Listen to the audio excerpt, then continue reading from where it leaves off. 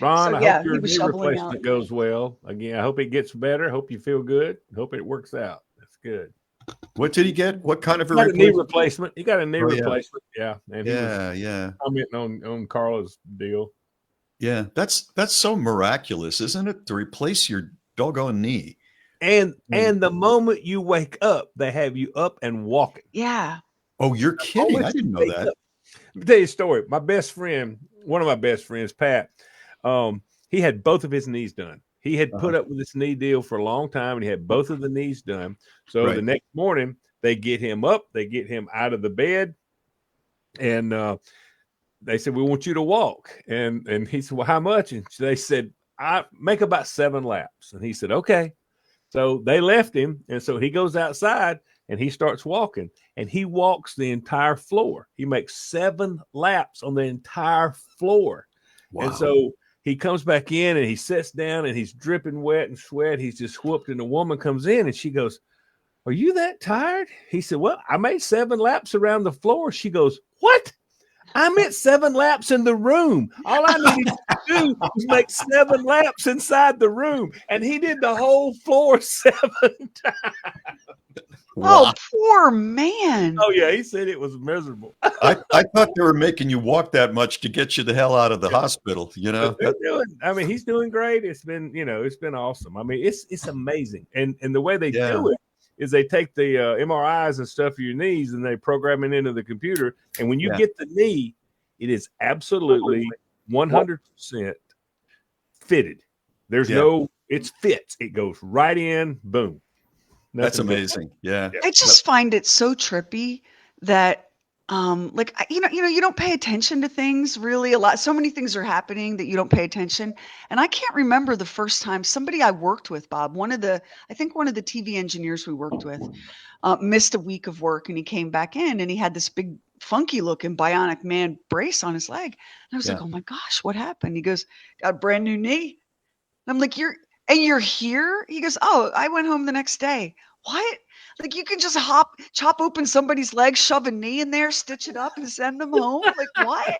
Yes. What a time to be alive. It's truly amazing. I mean, I know we Truly. complain about our lives these days with all of the things that are negative and all, but that did not happen in my parents' era, and that's not that long ago. Yeah, Well, yeah. For listen, sure. listen. Suffered. In their era, see that they do hip replacement with no problem either. Hip replacement's nothing. When I was a kid, when somebody fell, an old person fell and broke their hip, done. Game over. You're Yeah. dead. Bye-bye. You're Yeah. dead. Yeah. I mean, you are dead. Nobody Yeah. came back from a broke And- hip.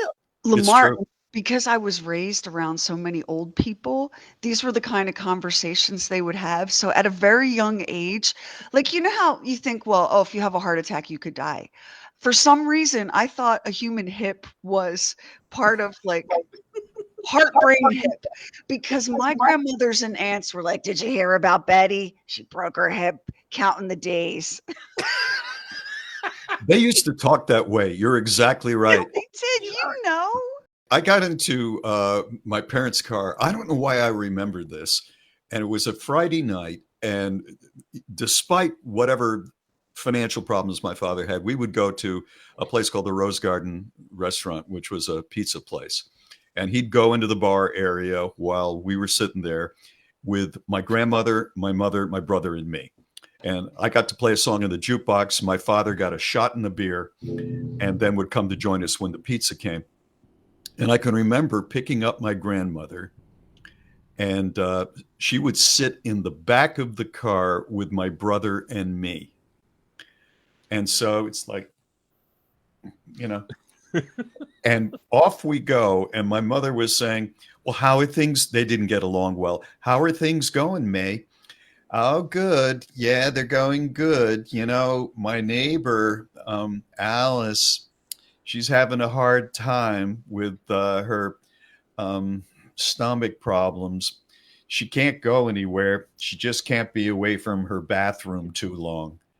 And I'm sitting there and I'm going, I'm 13. And It's I'm hard on going, a 13-year-old boy. It's hard. it was hard to be a part of the conversation. Let me just say that. Yeah. It was hard to be part of the conversation, but in the back of my mind, I'm going, so, because it's just the way I'm wired. This is what's going to happen. Exactly. This is adulthood, right? Now, can you imagine my older brother who was high as balls like throughout his entire high school career? And my great grandmother peg leg, and her talking about one random affliction or another, and my brother's so high that he can't feel his fork in his hand, okay? Right. And she would say to my grandmother, Rainey, I need you to rub my stump. And my brother would be off to the races. Okay. Like, it was just, and I didn't know because I'm a great big chucklehead. Mm. I didn't know that he was high because he told my grandmother he had hay fever, and my grandmother she was always buying. Do you remember an allergy medicine called Contact? Oh yeah. Yes. Okay, like I don't Oh think they yeah. make it anymore. No, But my because it's basically speed. right. So listen to this. You That's guys are gonna what love it this. was. So my grandmother, she, like she could not buy brand name things. She would save the boxes that brand name things came in and then put the generic in. Like she was so crafty. But anyway, my brother's hay fever was so severe that she bought Contact. And she said, Mm. and I even got the name brand, not the store brand, honey, because your eyes look terrible.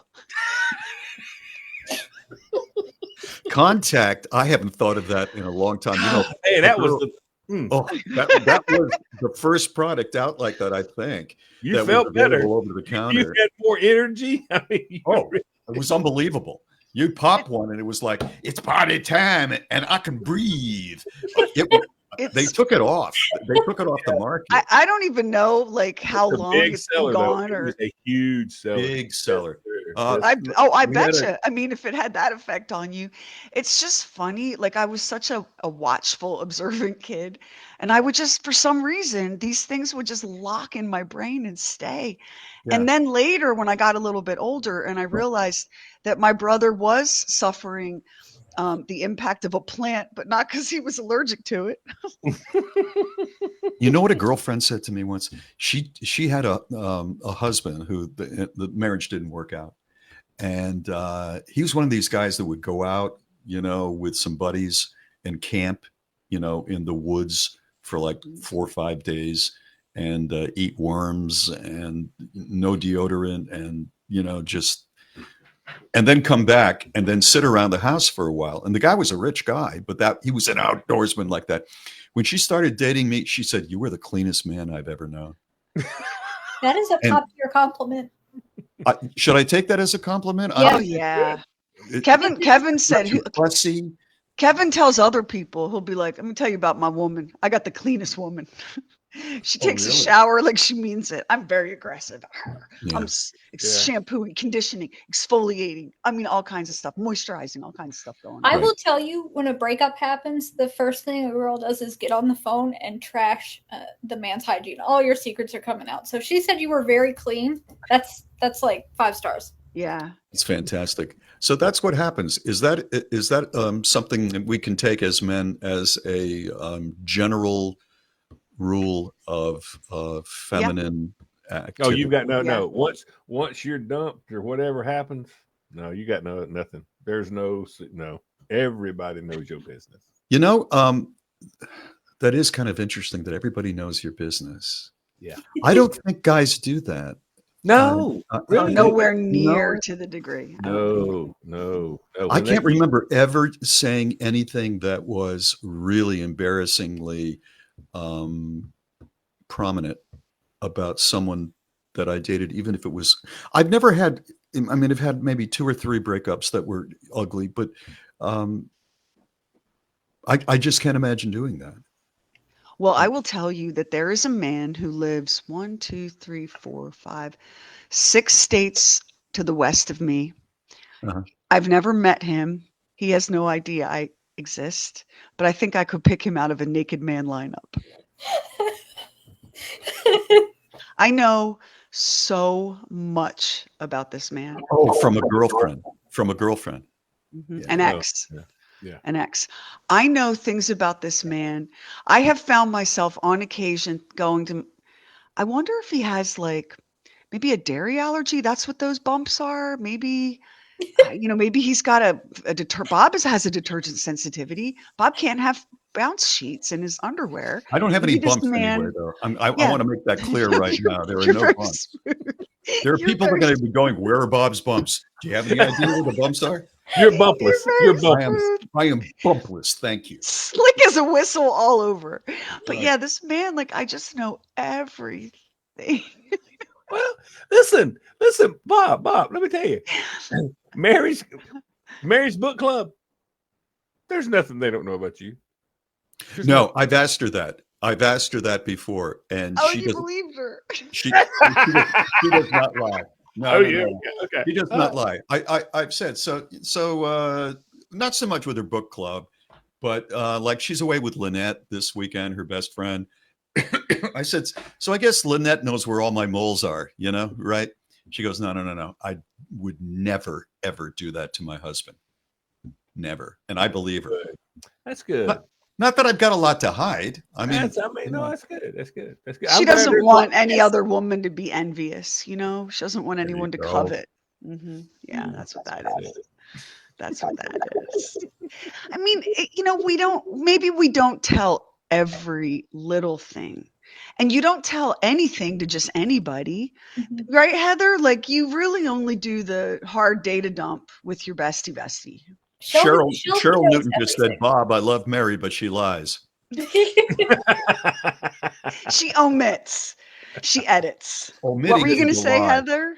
I said Sheri knows absolutely everything about every person I've ever dated ever. And yeah. Wow. Yeah. I've told you this before. Heather shares her location with me, and the last thing I do every night before I turn off the lights and go to bed, where's Karamia? Where's Olivia? Where's Heather? Because I am the first line of defense. I am the canary in the Dateline coal mine. Okay. Yes. Like, I know Heather's habits. And let's say, like, one night I go, there's Karamia, there's Olivia. Oh, Heather's in an isolated part of the local national forest. See, I know something terrible is happening. Because Heather would never go to an isolated part of a national forest of her own free will. I'm never Right. hiking. So, yeah. No. Yeah, right. We have to have each other's backs. We have to know about each other's men. Can I just tell you something that I would like to do, but I won't do because it'll look douchey, but I would really like to do it.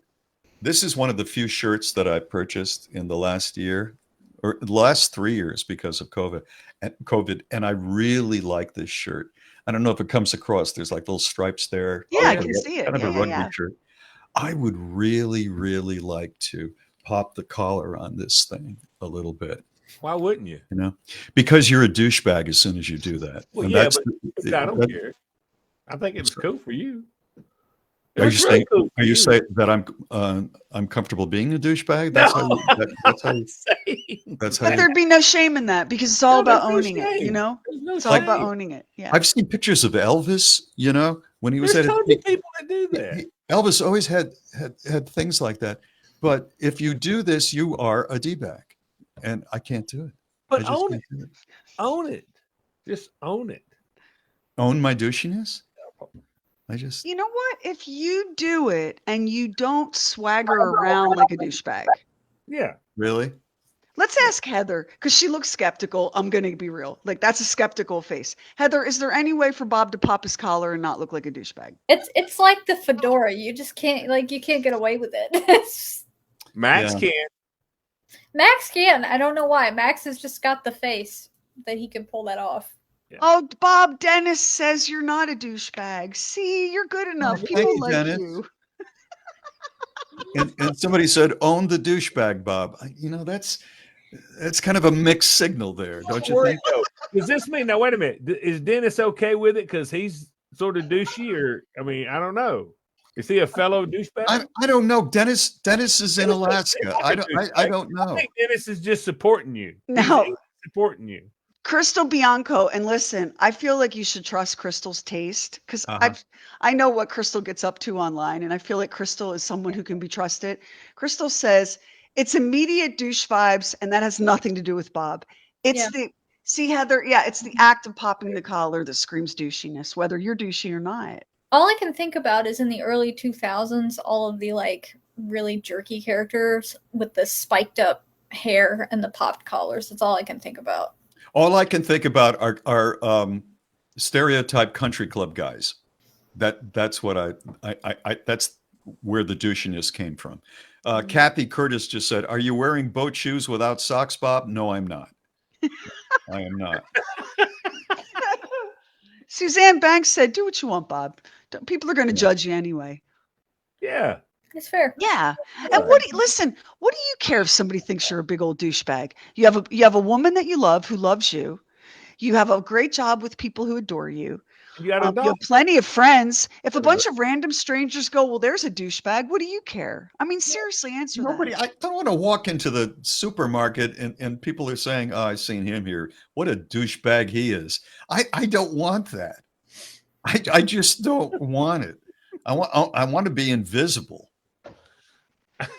Popping the collar is not the best way to be invisible. No, it's not. Where's That's my why I pen? brought it up. It's a statement. It is It's- definitely a Okay. statement.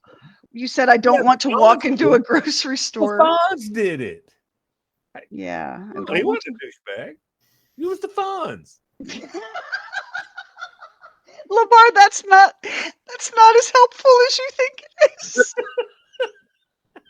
I think it's time to say good night to all of our listeners.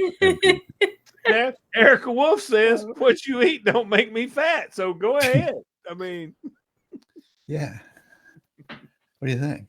you do. You. Volume 2 of the Book of Bob is Willa. Return to sender. We'll see you guys tomorrow on the regular show. All right. Cheers. Bye-bye, everybody.